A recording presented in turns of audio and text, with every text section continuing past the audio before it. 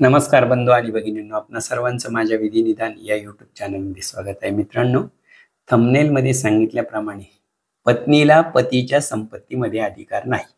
खरं तर हिंदू वारसा हक्क कायदा याप्रमाणे पित्याची संपत्ती ही मुलाची हक्काची संपत्ती मानली जाते आणि पतीची संपत्ती ही समाजामध्ये पत्नीची हक्काची संपत्ती मानली जाते. परंतु आपण जे आज एक केस पाहणार आहे आणि नुकताच सर्वोच्च न्यायालयाने जो निकाल दिलेला आहे त्या निकालाचं आज आपण विवेचन करणार आहोत. पत्नीला कोणत्या परिस्थितीमध्ये पतीची संपत्ती मिळेल आणि कोणत्या परिस्थितीमध्ये पतीची संपत्ती मिळणार नाही याचा उहापोह नामदार सर्वोच्च न्यायालयाने या निकालपत्रात केलेला आहे. केस हरियाणाची आहे. तुळशीराम नावाची एक व्यक्ती असते आणि तुळशीराम नावाची व्यक्ती तिची जी पहिली पत्नी आहे ती मयत झालेली, त्यामुळे त्यानं दुसरी पत्नी केलेली आहे. पहिल्या पत्नीपासून जोगीराम हा एक मुलगा झालेला आहे आणि जी दुसरी पत्नी केलेली आहे तिचं नाव आहे रामीदेवी. आता तुळशीराम यानं आपल्या मिळकतीचं इच्छापत्र केलेलं आणि त्या इच्छापत्रामध्ये त्यानं असं नमूद केलं होतं की माझ्या मिळकतीचे 2 भाग करण्यात आलेले होते.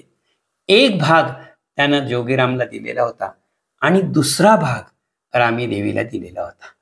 आता ही जी मिळकत होती ही मिळकत तुळशीरामची स्वसंपादित स्वकष्टार्जित मिळकत होती. त्या मिळकतीची विल्हेवाट लावण्याचा त्याला पूर्ण अधिकार होता. त्या अधिकाराच्या अंतर्गत त्यानं त्या मिळकतीचं समान विभाजन केलं. अर्धी जी इस्टेट आहे, अर्धी जी मिळकत आहे ती कोणाला दिली? पहिल्या पत्नीचा मुलगा जोगीराम यास, आणि अर्धी मिळकत आहे ती दुसरी पत्नी रामी देवी यास दिली. परंतु इच्छापत्र करताना त्यानं एक अट अशी टाकली की मी जी रामी देवीला अर्धी इस्टेट देत आहे, माझी दुसरी पत्नी रामी देवी जी अर्धी इस्टेट देत आहे, त्या मिळकतीचा उपभोग तिनं फक्त जिवंत असेपर्यंत घ्यावायचा आहे. तिच्या मृत्यूनंतर तो जो अर्धी मिळकत आहे ती पुन्हा जोगीरामला मिळणार. बघा हा, म्हणजे तुळशीरामनं दुसरा विवाह केलेला होता, रामी देवी बरोबर त्यानं विवाह केलेला होता.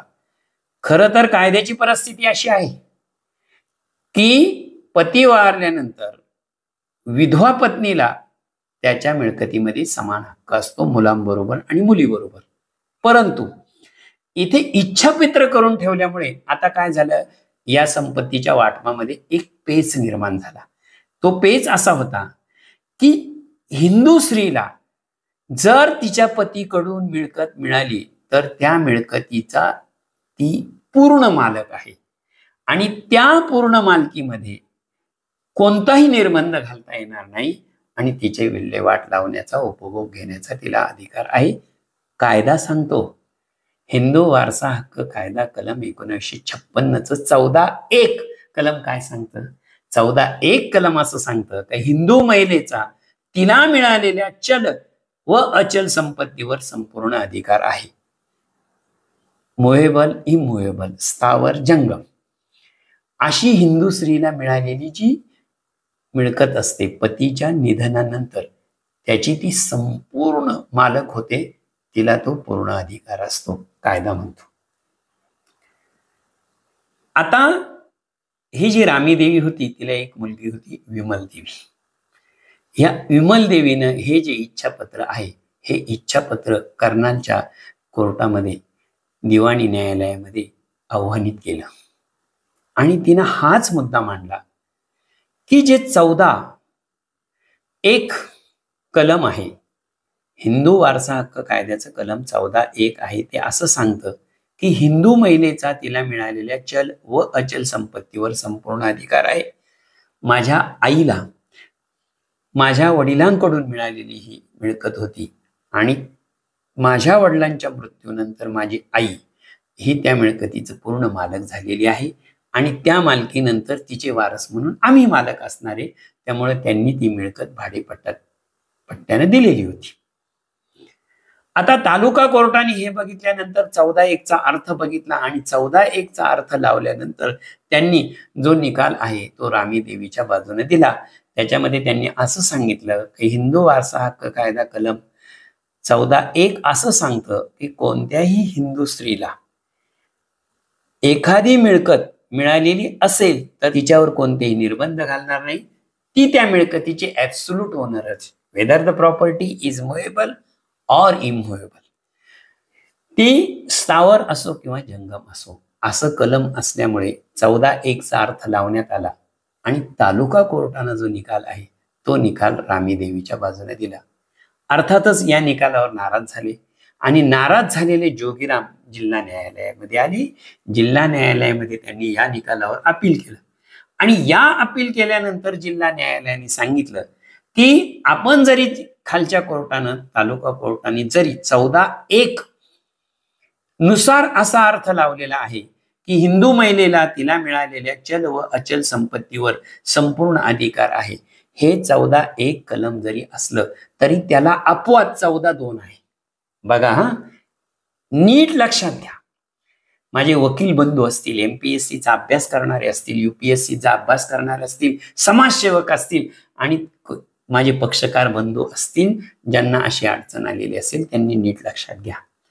हिंदू वारसा हक्क कायदा कलम 14:1 असं सांगतं का हिंदू महिलेला मिळालेल्या चल अचल संपत्तीवर तिचा पूर्ण अधिकार असतो. हा झाला कायदा, हा झाला नियम आणि त्या नियमाचा अपवाद 14:2 मध्ये दिलेला आहे. अपवाद असा आहे, बक्षीसपत्र, इच्छापत्र किंवा कोर्टाच्या आदेशाने महिलेला मर्यादित अधिकाराच्या अटीवर जर अशी संपत्ती मिळाली असेल तर 14:1 लागू होणार नाही.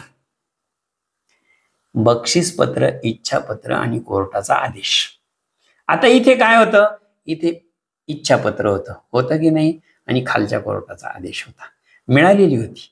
परंतु या मिळकतीमध्ये मूळ जो मिळकतीचा धारक होता तुळशीराम, ज्याची ती मिळकत होती, त्याच्या इच्छापत्रामध्ये काय इच्छा होती त्याची, का या मिळकतीची मालक रामी देवी ही तिच्या हयातीत राहील, ती हयातीत असेपर्यंतच त्याचा उपभोग घेईल, नंतर ती मिळकत पुन्हा जोगीरामकडे येईल. म्हणजेच 14:1 हे जे कलम आहे हे लागू होणार नाही. 14:2 खाली तिला ती मिळकत मिळालेली आहे.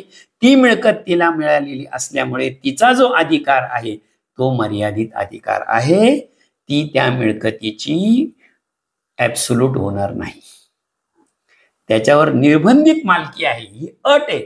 या अटीला राहून तिला दिलेलं आहे. त्याच्यामुळे जिल्हा कोर्टाने असा निकाल दिला की तिच्या हयातीनंतर ही मिळकत जोगीरामला देण्यात आली. या निकालावर पुन्हा नाराज झाली. जी विमला देवी होती, रामी देवीची मुलगी, ती हरियाणाच्या उच्च न्यायालयामध्ये आली आणि हरियाणाच्या उच्च न्यायालयामध्ये आल्यानंतर नामदार उच्च न्यायालयाने पुन्हा तोच अर्थ लावला, तालुका कोर्टाने जो लावला तो, की ही जी मिळकत मिळालेली आहे ही पतीकडून मिळालेली आहे. पतीकडून मिळालेली हिंदू स्त्रीला मिळकत आहे आणि ती त्या पतीची विधवा आहे आणि ती विधवा म्हणून जगत असताना ती जी मिळकत आलेली आहे ती मिळकत तिची ऍब्सोल्यूट ओनरशिप झाली, त्याच्यावर कोणतेही निर्बंध घालता येणार नाही. आता हा निकाल म्हणजे तालुका कोर्टाचा जो निकाल होता तोच निकाल नामदार उच्च न्यायालयाने कायम केला. आता हा निकाल सरळ सरळ जोगीरामच्या विरुद्ध झाला.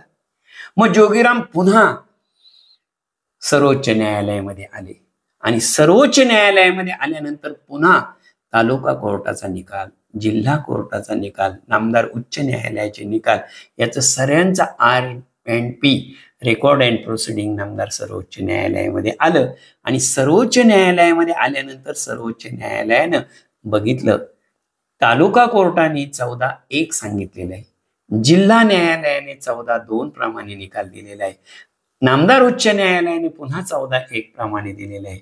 परंतु पुन्हा सर्व रेकॉर्ड तपासल्यानंतर नामदार सर्वोच्च न्यायालयाने सांगितलं या मिळकती जी मिळालेल्या आहे कोणाला, जोगीरामला आणि रामी देवीला, त्या मिळालेल्या आहे मृत्यूपत्रानं, इच्छापत्रानं. या सर्व मिळकतीचं, हे मिळकतीचे धारक ज्या दस्तानं झालेले तो दस्त महत्वाचा आहे आणि ते आहे इच्छापत्र. मग ते इच्छापत्र कायदेशीर आहे का, त्याची नोंदणी बरोबर 2 साक्षीदार केलेले आहे का, त्यातला जो लिहिलेला मजकूर साक्षीदारांसमक्ष, म्हणजे थोडक्यामध्ये तालुका कोर्टामध्ये ते मृत्यूपत्र कायद्याच्या सर्व कसोट्यांवर सिद्ध झालेलं आहे का, तेव्हा सर्वोच्च न्यायालयाला असं आढळून आलं की ते जे मृत्यूपत्र केलेलं आहे ते योग्य आणि बरोबर आहे. कायद्याच्या सर्व कसोट्यांवर ते सिद्ध झालेले आहे. त्या मृत्यूपत्र सिद्ध झाल्यामुळे आता आपल्याला मृत्यूपत्राप्रमाणेच निकाल द्यावा लागेल. सर्वोच्च न्यायालयाने सांगितलं इच्छापत्राने जोगीरामला मिळालेली मिळकत आहे आणि त्याच इच्छापत्रानं रामी देवीला मिळालेली आहे आणि इच्छापत्र हे तालुका कोर्टामध्ये सिद्ध झालेलं आहे. त्यावर योग्य तो पुरावा तालुका कोर्टामध्ये घेतलेला आहे. जर इच्छापत्र सिद्ध झालेलं असेल तर आपल्याला इच्छापत्र हा या मिळकतीचा सोर्स मानण्यात येईल. यांना ज्या मिळकती मिळाल्या त्या कशातून मिळाल्या, मिळकती त्या मृत्यूपत्राने मिळालेली आहे आणि त्या मृत्यूपत्राने मिळालेल्यामुळे जोगीराम हा मृत्यूपत्राने मालक झालेला आहे. तसाच रामी देवी ही सुद्धा मृत्यूपत्रानंच मालक झालेली आहे. मग मृत्यूपत्रामध्ये काय लिहिलेलं आहे ते महत्वाचं आहे आणि मृत्यूपत्रामध्ये असं लिहिलेलं होतं की जोपर्यंत रामी देवी जिवंत आहे तोपर्यंत त्या मिळकतीचा तो उपभोग घेईल. तिच्या मृत्यूनंतर ती मिळकत पुन्हा जोगीराम यांच्याकडे जाईल. हे मृत्यूपत्रातली मुख्य अट असल्यामुळे मृत्यूपत्र मूळ कसोटीवर सिद्ध झालेलं असल्यामुळे त्या मृत्यूपत्रामुळे 14(1) काय सांगितलं मी पुन्हा तुम्हाला 14(1) हिंदू महिलेला तिच्या मिळालेल्या चल व अचल संपत्तीवरती संपूर्ण अधिकार राहील हे सांगतं 14(1). आणि ह्या 14(1) ला अपवाद काय सांगतो, ते अपवाद असा आहे कलम 14(2) बक्षीसपत्र, इच्छापत्र किंवा कोर्टाच्या आदेशाने महिलेला मर्यादित अधिकाराच्या अटीवर जर अशी संपत्ती मिळाली असेल तर 14(1) लागू होणार नाही. तालुका कोर्टाने जो 14(1) प्रमाणे निकाल दिला होता आणि नामदार उच्च न्यायालयाने जो 14(1) प्रमाणे निकाल दिलेला होता तो निकाल सर्वोच्च न्यायालयाने रद्द करण्यात आला आणि 14(2) प्रमाणे असं ठरवण्यात आलं की रामी देवीला जी मिळकत मिळालेली आहे ती इच्छापत्राप्रमाणे मिळालेली आहे. इच्छापत्र तालुका कोर्टामध्ये सिद्ध झालेलं आहे. तालुका कोर्टामध्ये सिद्ध झालेल्या दस्ताप्रमाणे ती मिळकत मिळालेली आहे आणि इच्छापत्रात जी अट आहे ती अट अशी आहे की रामी देवीच्या हयातीत फक्त ती त्या मिळकतीचा उपभोग घेईन. तिच्या मृत्यूच्या पश्चात ती पुन्हा जोगीरामकडे जाईल आणि ती मिळकत जोगीरामला देण्यात आली. मित्रांनो, अतिशय महत्वपूर्ण निर्णय देण्यात आलेला आहे.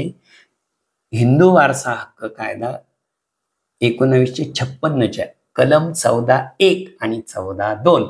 14(1) म्हणजे काय आणि 14(2) म्हणजे काय याचा फरक या निकालामध्ये स्पष्ट केलेला आहे.